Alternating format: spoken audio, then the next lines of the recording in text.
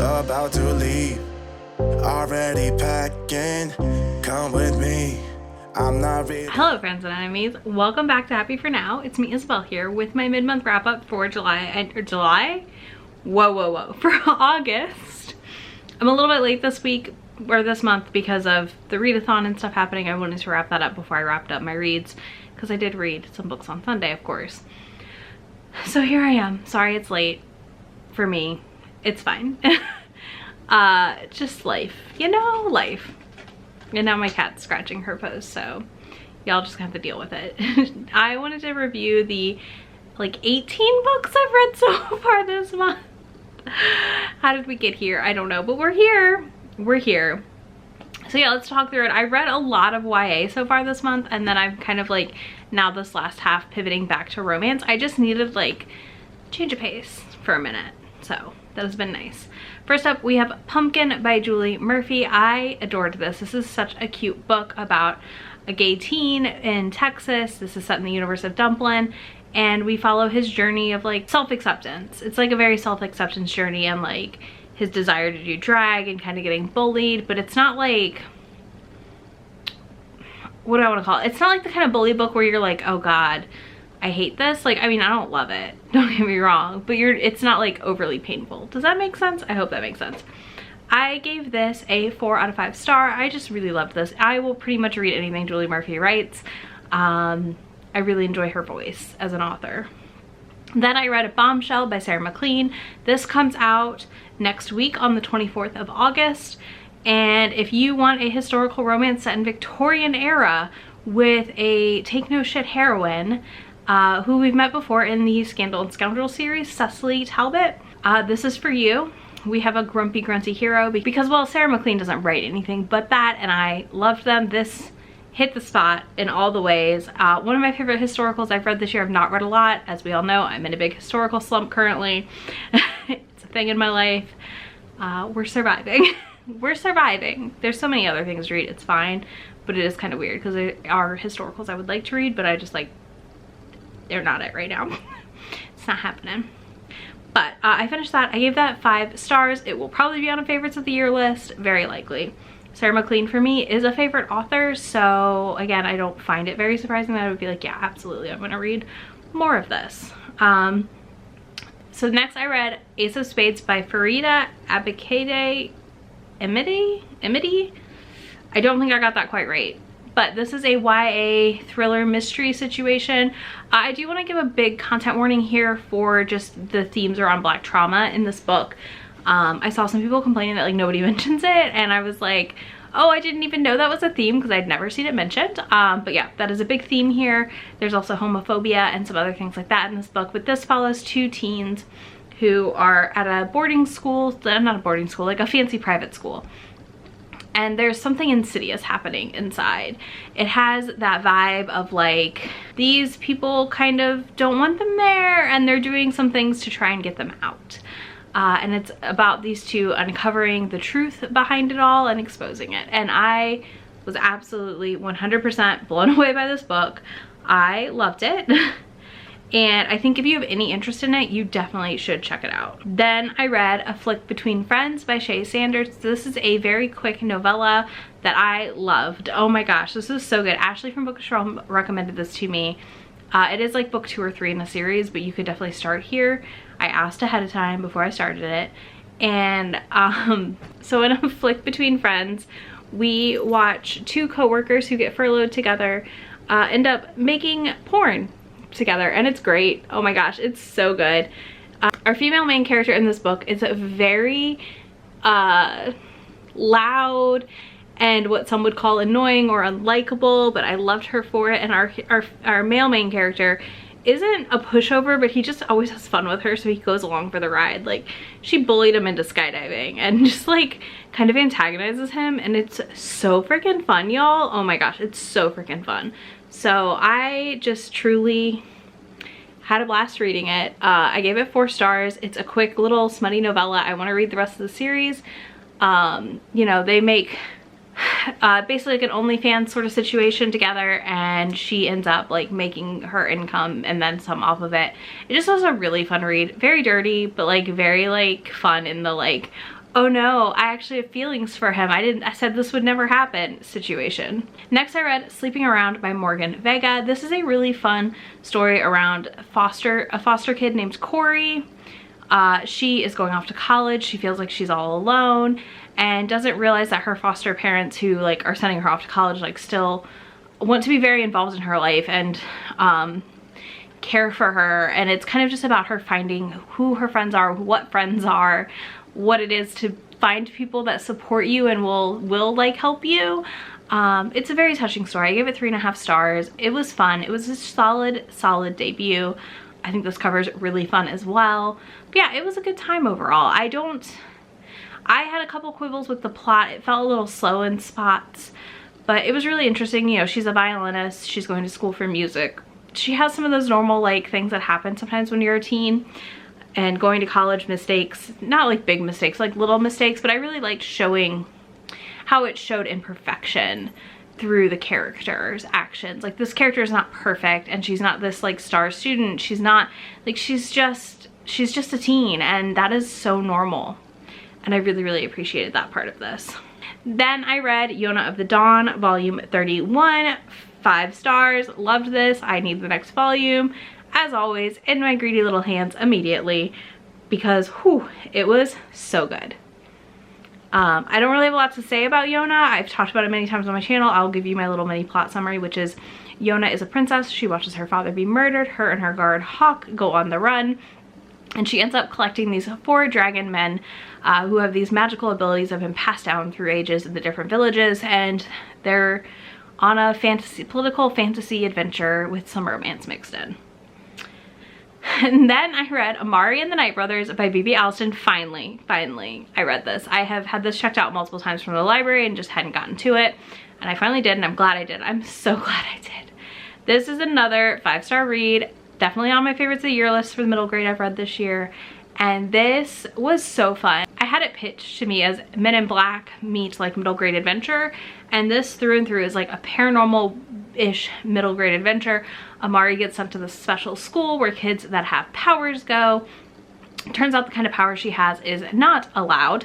And it's all about her journey of trying to find her brother who's gone missing. And it was so good. Oh my gosh. I don't want to tell you too much, but highly recommend. If you haven't picked this up yet for some reason and you like middle grades, you need to read this. I need to get a copy for my shelves. Then I read The Good Girl by Shiloh Clark, aka Jack Carbon. I got an arc of this as well, and oh my gosh, y'all, this was so fun. First of all, this is not a full like romance. It kind of has a happy for now at the end, but not quite. And I want to caveat that, but this is basically just like 100 and some pages of smut. It's just a lot of steam, a lot of tension, a lot of sex. There is cheating in this. There is a huge list of content warnings that Jack gives, / Shiloh Clark gives on the book. So check those before you dive in, because there are big themes of cheating. Her fiance has gotten them into a bunch of trouble with gambling, and she decides to auction herself off. And we get some delightful light daddy kink, praise kink, just dirty time, and it is so good. Oh, it's so good. I really had a blast reading this. Solid 4-star read. And it just came out, so it is in KU for you. Next, I read volume 3 of The King's Beast. This continued our story of our hero, our female main character who's pretending to be a man. She's posing as her brother kind of, who was murdered, and trying to solve the mystery of what happened while helping one of the princes or / kings, like there's multiple kings in the family, with the political situation. I'm very curious to see where this is going, how it's going to unfold. Right now we're preparing for like a big ceremony thing, and that's really interesting, but this has been so good. But I will say this volume for me was like a 3.5 because we didn't progress the plot as much as I wanted to overall, but I'm still excited to read volume 4. Then we have A Sign of Affection, volume 2. I still have volume 3 to read, and I really need to get to this. This is a 5-star for me. I am loving this series the more and more I read it. I know I have volume 3 to read, and I kind of keep putting it off because I don't want to be caught up yet, which is silly, but it's where I'm at. This follows Yuki. She is deaf and she uses sign language, and her hero, what is his name? It's Sumi or something, the hero, I think. He wants to learn sign language and she's teaching him, and he's like flirty with her, and they're just very, very sweet and cute together. She has feelings for him. He seems to have feelings for her too, and it's them trying to figure out what that relationship will look like.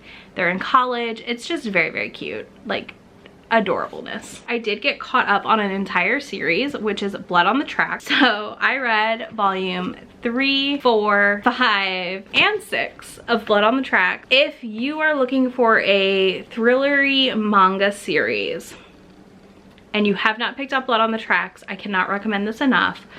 I am enthralled by this story. I have pre-ordered as far out as I can. I kind of let them stack up, and I like to read them in like big chunks like this because these are really, really quick mangas. If you're new to manga, this is a good intro for that sort of manga, like a more mystery thriller. Some light content warning for like animal death and some body gore, like light. If you have questions, let me know. I'm happy to like clarify what I mean exactly. But the mom is basically is like kind of grooming her son, slash she's potentially like a serial killer or something. Who knows? There's something off with this mom though. She's like obsessed with her son and like does a lot of really creepy things, and it's very tension ridden, and I'm very curious about where we're going with this plot because it is a lot. But all of these were like 5-star reads. Absolutely loved them. Okay, so next I read The Indecent Proposal by Katie Robert. This is like the 3rd book in her O'Malley series. I'm trying to read all of these before I read The Bastard's Betrayal, even though you don't need to. I gave this one 3 stars. I just didn't enjoy this story as much personally. This is a single mom, and she is like pseudo affiliated with the Russian mob, and of course this is the O'Malley family, so they're Irish. And it just, I don't know, it didn't hit the same as like Kerrigan's story did for me in book 2. So it just ended up being a 3-star, not super memorable, but not like terrible. Then I read a memoir, which was Thanks for Waiting by Dori Shafir.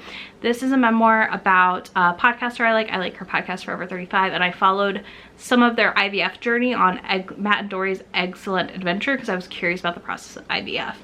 Especially as somebody who like doesn't want kids. I just wanted to understand how it worked. I have a lot of friends who've gone through it, etc. Anyways, this follows her like life story kind of. She was kind of a late bloomer. She didn't get married until her late 30s, didn't have her first kid till she was 40. And she talks about like all the stuff she did. You know, she used to work at BuzzFeed. She ran the news part of BuzzFeed. She worked at Gawker and a lot of like the internet booming websites. It was fun. I don't really have a rating for this because I feel weird rating someone's life. I did know a lot of it already because of the fact that I've listened to her on different podcasts for so long. Specifically like Forever 35, she talks a lot about some of this stuff. But I thought it was a nice story to see out there about people who don't always get married young or do all the things. I know I am someone who did get married young, but like I feel like I'm less common than like the more mid-range marriage, like the late 20s part of people who get married, which is fine. It's just, you know, you're either like, it always feels like everyone gets married at like that certain age range, and not like, you know, late 30s. But yeah, it was really interesting. It was a good audiobook, a good time. I listened to it in a day very quickly. Overall had a good time with it. If you're curious about it, I would say pick it up from the library. I don't think it's like a waste of time. My biggest takeaways were just some of the funny, like it just was funny. Like I laughed quite a bit. So for me, that was enough. Then I read Den of Vipers by K.A. Knight, right? Isn't that her name? And I read this for the Dark Romance Readathon. If you watched my vlog, I talked about it there. I had spoilers at the end of that vlog. I gave this 4 stars. It's not bad, but it's not amazing, and I feel like I expected it to be way worse. So for me, it ended up being a 4-star read because I thought it was going to be absolute trash. Proceed with a lot of caution. If you do plan to read this book, you definitely need to check all the content warnings. I have them on my review on Goodreads if you need them, so feel free to go find that, as do a lot of other people. I think if you go in with lowered expectations, you'll have a fun time. It's not the most groundbreaking thing I've ever read, nor is it like the most like beautifully written or whatever. It's just kind of one of those dark romances that's just really fun in the moment, and it pulls you right through the story, and you come out and you're like, whoo, I just read that. That's how this was for me.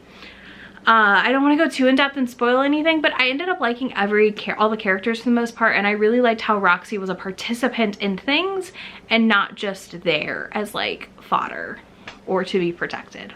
So that was nice. Then I read Maybe This Time by Christina C. Jones. This is book 2 in the Vegas Nights series. If you want to read this series, I've had some comments before, use the link in my description box to get to this book, or go from Goodreads, because it's hidden on Amazon because it's marked as erotica, and it's so annoying. It's the most annoying thing in my life. It makes me so mad. But yeah, you need to know that it's marked as erotica because of Amazon being crappy. That means you can't easily pull it up without a direct link. So now you know how to get to it. But this is a friends to lovers. This is definitely not really dark romance. I mean, I'm counting it for my dark romance readathon because he kind of like has no interest in anyone but her to an extent. This is a friends to lovers. They've been friends a long time. They end up waking up in Vegas with a ring on, and she's like, what is going on? And they start deciding on if they want to make it work, and they do. And it just was really cute. 80-page quick novella. If you've read Christina C. Jones, I don't think you would be disappointed if you picked this up. But again, go in with expectations that this is a quick read. All right, we're gonna wrap this up now. I've been talking for so long. Whew, I read a lot this month though. My current reads, I'm gonna tell you the 3 things I have as currently reading on my Goodreads shelf, just to give you a little preview of what's to come at my end of the month wrap up. So I am currently reading Crying in H Mart by Michelle Zauner. I started this, it went back to the library. I had a credit on Libro, so I spent it because I really want to finish this book. This is a memoir about her life. She's like an indie rock star. It's about her life and her mom's cancer diagnosis and like losing her mother. And I already know I'm gonna cry in this, but I'm very excited for it. And so far a lot of it has centered around like some of the food stuff, which I've talked about before. I really relate to because that's something my mom loves to do. She loves to cook. I love to cook with my mom. It's one of my favorite activities. So yeah. Then I have Morning Glory Milking Farm by Sia Nacosta. This is the book on everyone's mind right now. I started it right before the Dark Romance Readathon and forgot to finish it. So I just kind of put it on hold, and I'm probably going to finish it this week. The week that this video goes up, it will probably be read. So if you want my review, it'll be on Goodreads, but I'm very excited about it. I'm very intrigued by what I've read of it so far. And then one of y'all told me you were reading a Viking Omegaverse, and I had to get the title, and I do have that on my currently reading shelf right now. And I started it also before the Dark Romance Readathon, which is Stolen by the Wolves by Lix Robinson. This is Viking Omegaverse. It's set in like 870, something like that. I'm not very far. Again, started it right before the readathon because I didn't use my noggin and think things through, but it's fine. And I'm really liking it so far. I'm very intrigued. It's definitely a lot of world building heavy, so if that's not your thing, maybe skip, but I will definitely have full thoughts for you by the end of the month. That's all I got. If you made it this far, leave me a black heart emoji in the comments, or let me know your favorite book you've read so far this month. And if you want to be my friend anywhere on the internet, that is linked down below, as well as links to all the books I talked about. I will see y'all in just a few days. Bye. About